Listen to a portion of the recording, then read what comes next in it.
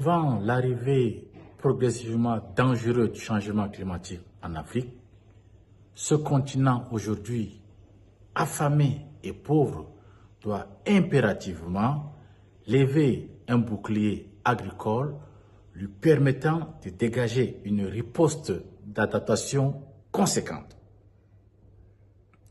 Ceci passe impérativement par la mise en place des techniques agricoles axées sur 1.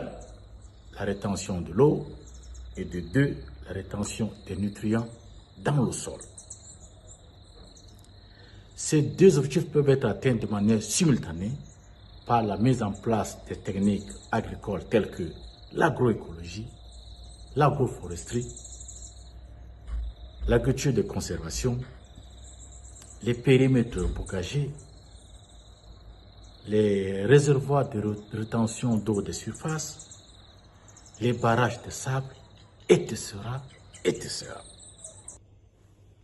En parlant de rétention d'eau et de nutriments dans le sol, on peut faire référence à une technique agricole appelée le ZAI, qui a fait ses preuves au Sahel et notamment au Burkina Faso. Cette technique consiste à faire des trous d'un diamètre de 20 à 30 cm et d'une profondeur de 15 à 20 cm, dans lequel on vient y loger des nutriments, par exemple du fumier, et où l'eau de pluie sera recueillie. Cette technique a permis aux paysans de doubler, voire tripler les rendements de manière durable. Le ZAI reste une riposte sérieuse au changement climatique en Afrique et devrait être une technique vulgarisée partout face au changement climatique.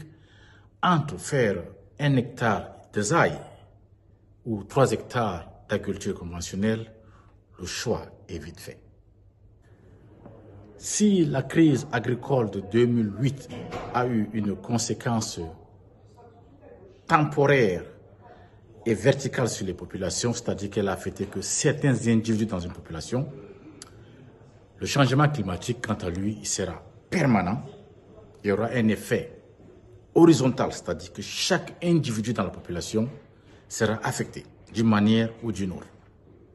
Et par conséquent, l'Afrique doit retrousser les manches et implémenter une approche, une politique agricole agressive si elle veut effectivement atteindre les objectifs du calendrier 2063 qu'elle s'est fixé.